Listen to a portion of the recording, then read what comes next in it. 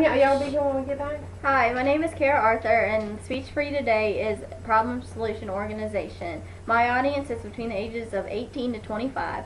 These individuals are both male and female. Some of the individuals work part-time, and some are not. This speech takes place in midday at a local health fair. This is my audience.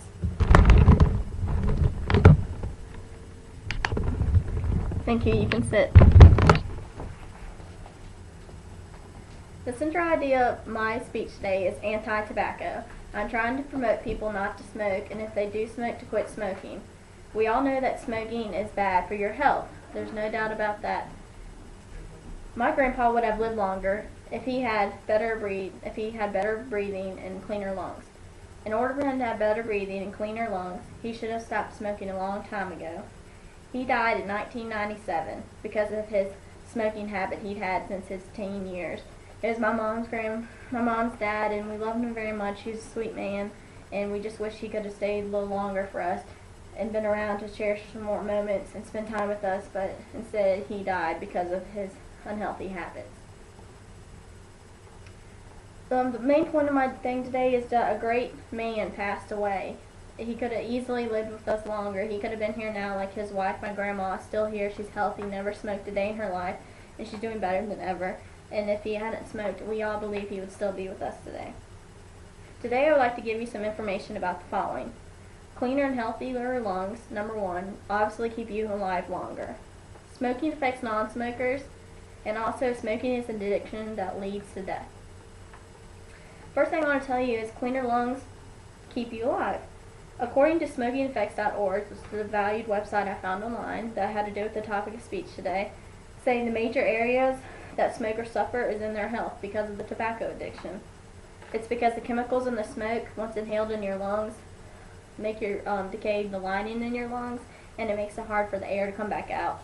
So the more you smoke, the harder it is to inhale and exhale easy, clean breaths. And that disease that it makes it really hard for you to breathe is called chronic obstructive pulmonary disease, often known as COPD, and a lot of people often have that along with chronic bronchitis. They also develop that because they're smokers and they cough and they can't breathe because their lungs are filled with that nasty toxic chemicals that the smoke produces. Smoking is a slow killer. A lot of people think that smoking, they feel bad for people who do smoke. They don't realize that it's the people that don't smoke are also affected. It turns out that the people who don't smoke are 2 times more affected by smoking than any other smokers. It's because the secondhand smoke has 2 types of smokes. It has side stream smoke, which is the smoke that comes from burning tobacco, and then it also has mainstream smoke, which is smoke produced by the people who are exhaling the smoke. I got that from a website called smokercancer.com or cancer.government. It's actually the website, cancer.government. It just has a lot of things that tell you how cancers develop and how secondhand smoke kills people who don't even smoke. I saw a 30th tobacco-related Surgeon General's report, which was issued since 1964. It's been updated. They reported that scientific evidence supports the following conclusion: that 1, there's no safe level of exposure to tobacco smoke. Any exposure to tobacco smoke, even as occasional cigarette or exposure to secondhand smoke, is harmful. Also, secondhand smoke to unborn children can result in baby sudden infant death syndrome, which is known as SIDS. I found that on MedlinePlus.com. It also tells you a lot about secondhand smoke and just smoke health and risk and cancers and a whole bunch of different stuff. I went to that website. I've heard it plenty of times in my medical history at Liberty, and I just wanted to use it in the speech today. The last thing I'll tell you is smoking ends in death.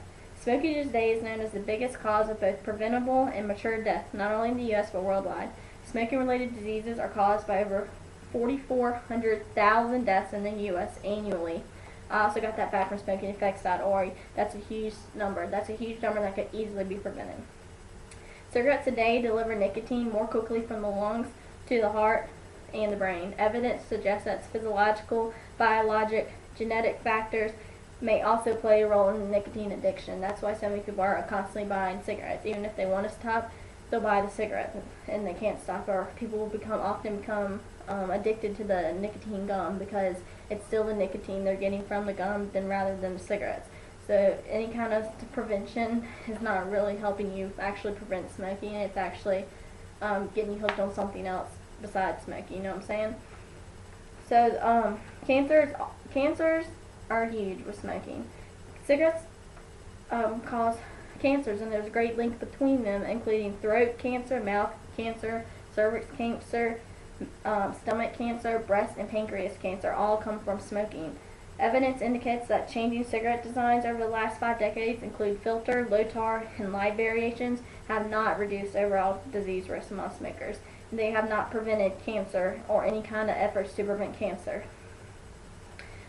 Mostly today I wanted to get the point across that you need to stay away from public smoking. You need to find a safer pastime. You need to try chewing gum as an alternative. You need to keep your body safe and up to health. I urge you to take what you heard today and teach it to those who do smoke and who are helping to get quit smoking.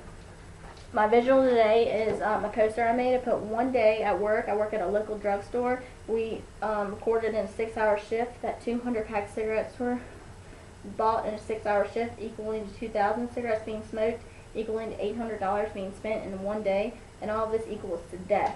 I found this a helpful research tool, and I want to present it in my topic today. I want to encourage people not to smoke, and if they do smoke, they need to stay away from smoking and encourage others to stop smoking. Thank you for your time, and I hope you enjoyed my presentation.